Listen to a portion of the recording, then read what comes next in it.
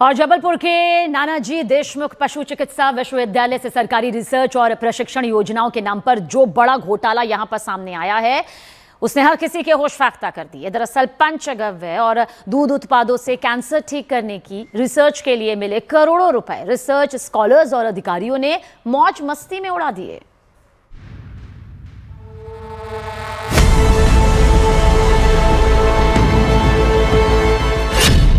जबलपुर में कैंसर की रिसर्च के नाम पर बड़ा घोटाला। पशु चिकित्सा विश्वविद्यालय में रिसर्च स्कॉलर और अधिकारियों ने काटी मौज। जबलपुर के नानाजी देशमुख पशु चिकित्सा विश्वविद्यालय में सरकारी रिसर्च और प्रशिक्षण के नाम पर करोड़ों रुपए की धांधली का मामला सामने आने के बाद हंगामा मचा है। दरअसल राष्ट्रीय कृषि विज्ञान योजना के तहत साल 2012 में नानाजी देशमुख पशु चिकित्सा विश्वविद्यालय जबलपुर ने कैंसर जैसी गंभीर बीमारियों पर रिसर्च के लिए सरकार से 8 करोड़ 74 लाख रुपए की मांग की थी। हालांकि सरकार ने इस प्रोजेक्ट के लिए 3 करोड़ 50 लाख रुपए स्वीकृत किए। मकसद था पंचगव्य को प्रोत्साहित करना, गाय के गोबर, गौमूत्र और दूध से कैंसर जैसी बीमारियों पर रिसर्च करना और किसानों को प्रशिक्षण देना।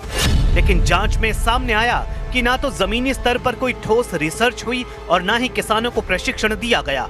उल्टा इस फंड का इस्तेमाल गाड़ियां खरीदने, देश विदेश की यात्राएं करने और अन्य गैर जरूरी कामों में किया गया।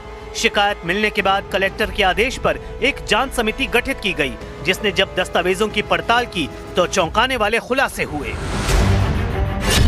जांच में सामने आया कि करीब 1 करोड़ 92 लाख रुपए गोबर, गौमूत्र, कच्चे पदार्थ, गमले और मशीनों की खरीदी में खर्च दिखाए गए, जबकि बाजार में इन मशीनों की कीमत महज 15 से 20 लाख रुपए बताई जा रही है।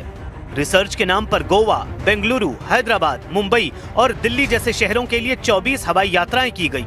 इतना ही नहीं, लगभग 8 लाख रुपए की कार खरीदी गई, 7.5 लाख रुपए पेट्रोल, डीजल और मेंटेनेंस में खर्च हुए, 3,50,000 रुपए लेबर पेमेंट के नाम पर दिखाए गए और करीब 15 लाख रुपए फर्नीचर और इलेक्ट्रॉनिक सामान पर खर्च कर दिए गए। ये पूरा सिलसिला 2011 से 2018 तक चलता रहा। जांच के दौरान इस प्रोजेक्ट पर काम करने वाले कई रिसर्चर्स का नाम इस घोटाले में सामने आया है। साथ ही विश्वविद्यालय के कुछ वरिष्ठ अधिकारियों की भूमिका होने के भी संकेत मिले हैं। जांच में सामने आया कि शासन से मिली 3.5 करोड़ रुपए से ज्यादा की राशि का दुरुपयोग हुआ। इस अनुदान से जुड़े कई अहम दस्तावेज या तो नष्ट कर दिए गए या जानबूझकर उपलब्ध नहीं कराए गए।